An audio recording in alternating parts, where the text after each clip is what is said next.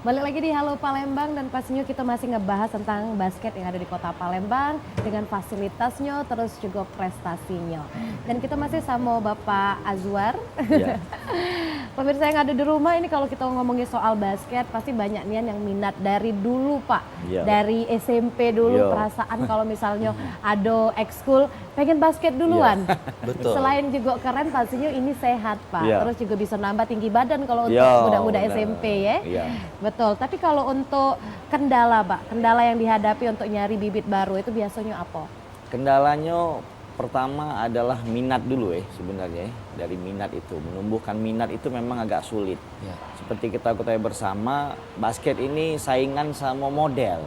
Oh, Nah, sama model. Jadi yang tinggi-tinggi itu kadang wong tuanya kesian anakku, kalau yang cewek khususnya kan suka jadi model baik karena badannya tinggi. Iya betul. Nah, karena memang basket ini, olahraga basket ini yang paling utama itu adalah postur tubuh, Iya. ya, tinggi badan. Jadi kalau dia pendek agak sulit untuk berkembang, Jadi kalau dia yang tinggi itu rata-rata biasanya diambil untuk model, misalnya kan untuk main atlet voli seperti itu ya. Karena memang atlet-atlet basket yang tinggi itu memang agak sedikit khususnya di kota Palembang ini. Nah, kesulitan kita yang pertama dari situ. Ya. Kedua adalah menumbuh kembangkan olahraga itu di sekolah. Nah, jadi kita punya program untuk pemasalan ya. Pemasalan itu artinya kita akan berkunjung misalnya ke sekolah-sekolah itu, kita akan melakukan penataran untuk peningkatan kapasitas pelatihnya, wasitnya, biar permainan-permainan mereka itu sesuai dengan rule dan aturan yang terbaru. Betul. Ya, seperti itu. Jadi memang aturan di basket ini setiap tahun itu berubah terus dan itu juga harus diketahui sama pemain-pemain kita. Tidak bisa lagi misalnya kalau dulu nembaknya seperti ini, dribblenya seperti ini, tidak bisa seperti itu. Nah Pak, kalau kendala dari pemainnya dewe Pak, ada yang wong ini punya kemauan tapi bakat ada kate, tapi ada bahkan sebaliknya, bakat ada tapi males-malesan. Nah, Cuman itu Pak. memang itu di mental itu kan, Ya. itu kan mental. Jadi ada yang pemain kita ini memang pemain khususnya pemain basket itu ada yang sudah merasa hebat, Ya. merasa tinggi, dia malas latihan. Itu biasa. Nah, jadi ada yang ada yang memang dia pengen main latihan tapi posturnya tidak memungkinkan ya seperti itu. Nah, tinggal bagaimana strategi dari pelatih ya.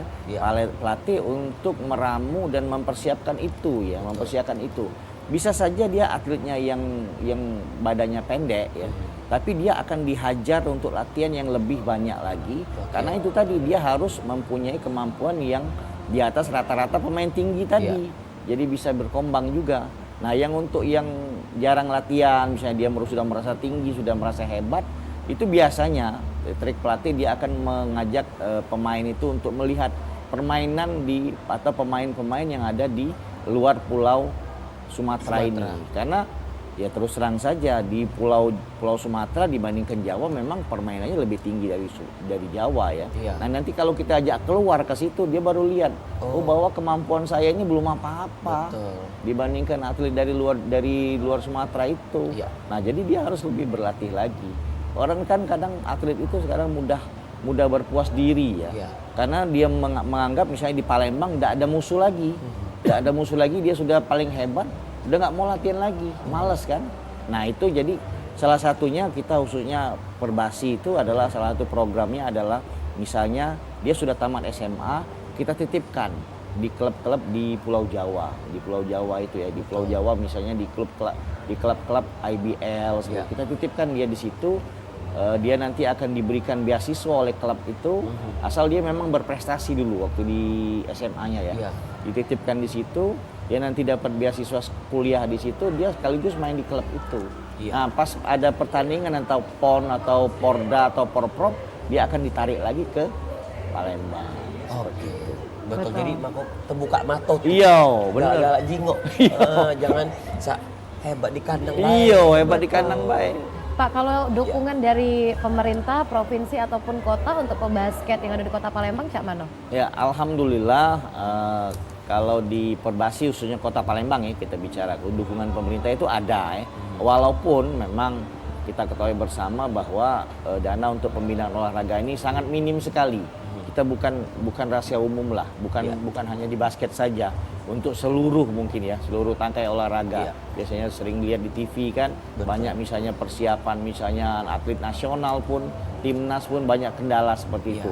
Itu sudah masalah klasik lah ya, kalau masalah dana. Nah tinggal kepiawaian atau kreativitas dari pengurusnya untuk mencari sumber-sumber dana itu, khususnya dana misalnya dari sponsor maupun dari dana pribadi ya, seperti itu ya. Tidak untuk kemungkinan. Saya contohkan seperti kita berangkat prapon kemarin itu ya, memang dana dari ketua kita ya, seperti itu. Kalau nggak ada dari itu nggak akan mungkin bisa berangkat. Mengenai Popnas dalam beberapa minggu ini Pak? Ada Popnas, Iya. Pekan olahraga pelajar ya. Iya, Pekan olahraga pelajar itu nggak tahu apakah ada basketnya atau tidak di itu. Biasanya ada, biasanya Popnas. Itu kewenangan dari Dikbud biasanya. Oh, dari Diknas ya. pemerintah. Iya. Oke. Dari Diknas. Betul. Ya, Pak, Kalau kira-kira pelajar. beda nih Pak untuk ngurus basket di Palembang, karena kita tahu target dari Perbasi Sumsel ini kayak itu tadi bikin basket Palembang ini maju gitu. Memang kalau dikatakan rumit sih rumit. Ya. Tapi memang kalau kita tidak dikerjakan dengan hati ya, saya pikir kalau tidak hobi agak sulit. Ya, jadi yang ngurus basket ini memang harus yang hobi. Harus yang hobi, yang dalam tanda kutip itu agak gilo dikit. Nah, agak gilo dikit ngurusi olahraga ini baru bisa. Tapi tidak gilo banyak. Tidak dong. Tidak. Jadi agak gilo artinya bahwa dia akan berkorban waktu, berkorban uang seperti itu untuk membina itu. Nggak bisa memang. Kalau kita mau mengandalkan pemerintah agak sulit ya. Agak sulit untuk mengandalkan pemerintah. Nah, jadi kesulitannya itu mungkin dari diri kita sendiri maupun dari memang kita butuh ya sinergi antara Perbasi khususnya dari kita dengan pemerintah, itu butuh sinergi. Tapi memang kita tidak bisa berharap 100% dari pemerintah. Dia perlu kreativitas tadi. Terus terang saja kita Perbasi Kota Palembang dengan keterbatasan yang ada ya, terus terang kita dalam porprov ya. Kita bicara porprov itu bukan olahraga daerah ya. Kita alhamdulillah dapat putranya emas terus, putri saja mungkin yang dapat perak ya. Nah, dengan keterbatasan itu masih kita bisa berprestasi. Apalagi kalau pemerintah Kota Palembang misalnya bisa memfasilitasi kita untuk membuat lapangan yang milik pemerintah Kota Palembang. Saya pikir bisa prestasinya bisa 2 kali lipat dari situ. Kira-kira butuh lapangan berapa nih Kak? Apa? Lapangan Dari sebenarnya pemerintah. harapan kita sih tidak banyak-banyak, cuman satu saja. Tapi punya pemerintah Kota Palembang yang bisa dimanfaatkan oleh Perbasi, yang bisa dimanfaatkan oleh Perbasi untuk mengelola itu. Karena Perbasi dalam hal ini memang keterbatasan lapangan itu yang standar ya, yang standar. Ada lapangan yang di sekolah-sekolah itu ada, tapi tidak standar kan. Maksudnya lantainya semen, lantai semen. Yang standar itu lantainya kayu, kayu parkit itu. Karena itu berpengaruh pada anatomi dengkul ya, dengkul. Jadi kalau kita sering main di lapangan semen itu berpengaruh pada dengkul. Itu mudah sakit. Oh, berarti itu harus lapangan kayu, Kayu yang itu Pak standar ya? kayu. Kalau zaman dulu galak nyingok di mana ya lapangan kayu? Rumah Tapi panggung, Kota rumah Palembang- nenek. Oh, sport hall. Bukan rumah nenek. Bukan. Nah, kita bakal lanjut Kayu. lagi ya Cak Didi ya. Oke, Betul lah.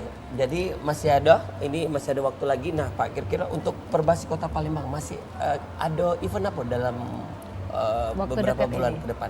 Saat ini ada event namanya 35 Cup. Jadi kelompok umur 35 tahun ke atas saat ini ya. Saat ini lagi bergulir lah, mulainya hari Senin kemarin ya. Kelompok umur 35 tahun ke atas ya. Itu ada lagi mulai. Nanti setelah ini nanti ada Palembang Basketball League PBL Divisi 3.